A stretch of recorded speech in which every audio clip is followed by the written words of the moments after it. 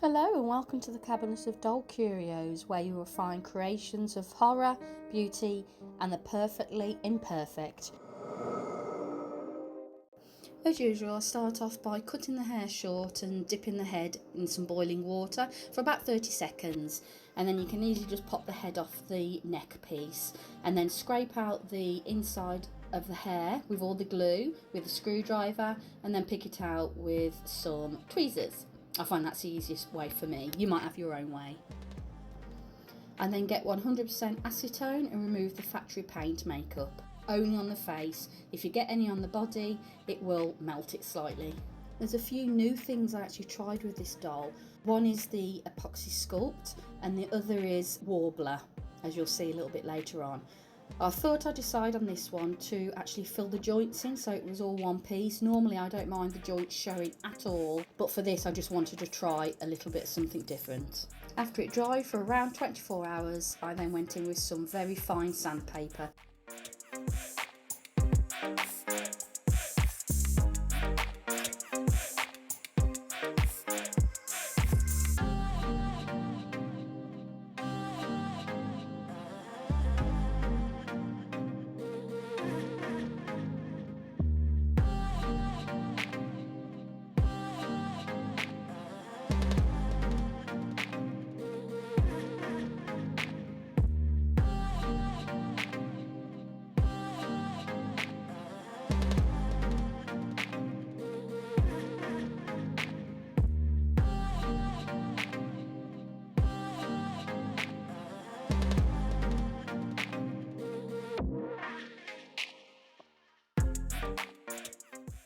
I then went in with a couple of layers of Folk Art acrylic matte paint.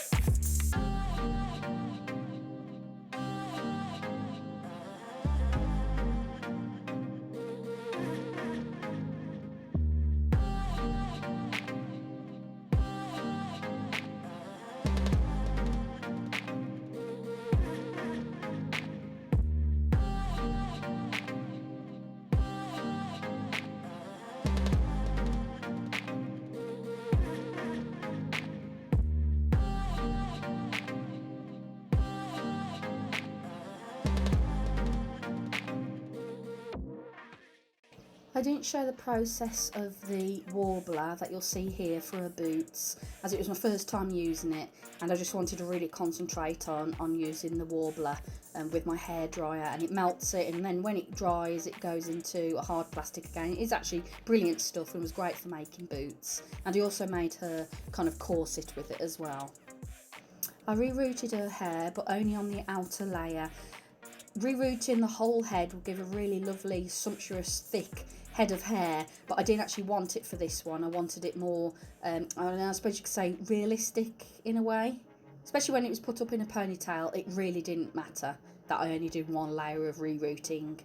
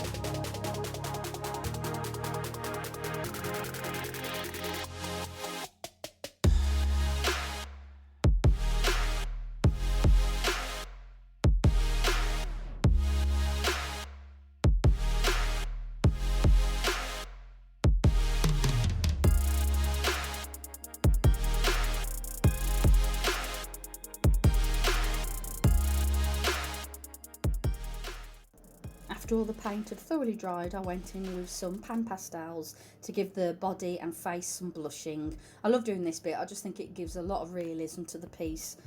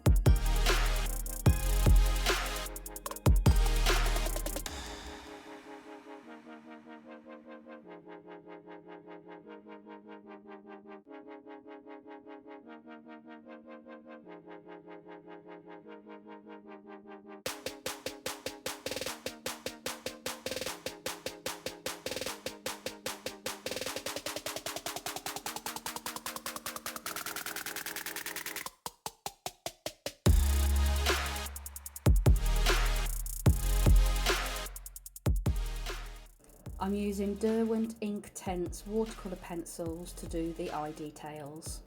In between each layer of finish work, I spray it with Mr. Super Clear to protect it, and that way if you make any mistakes in the next layer, you can simply wipe it off and it hasn't ruined all your other layers of work.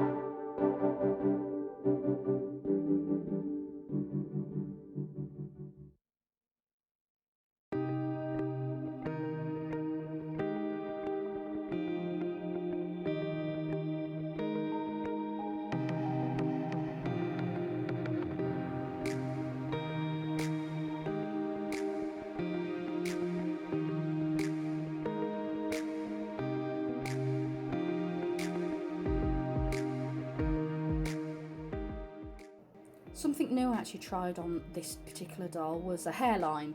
The hairline of Ariana Grande is quite different to the Monster High doll here that I used. The effect it gives really does help.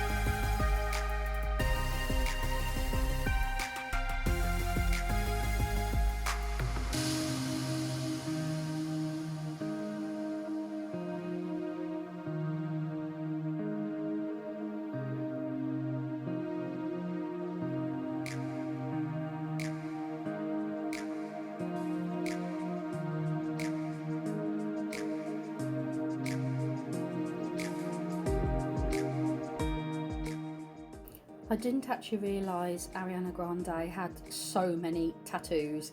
I did actually film me doing all of the tattoos, but they ended up being so small and fingers or pencils are in the way, you just really couldn't see it. So some of them I kept in.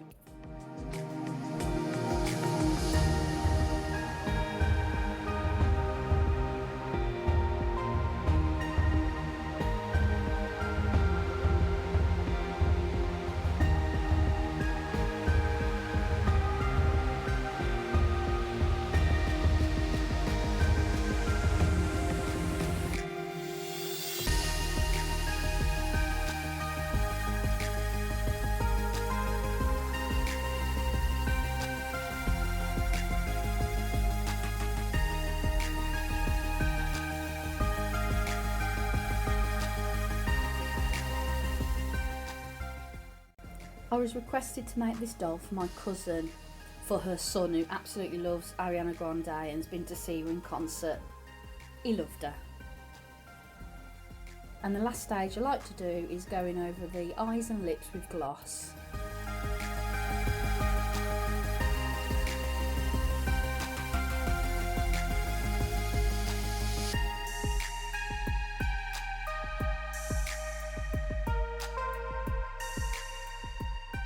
And here she is.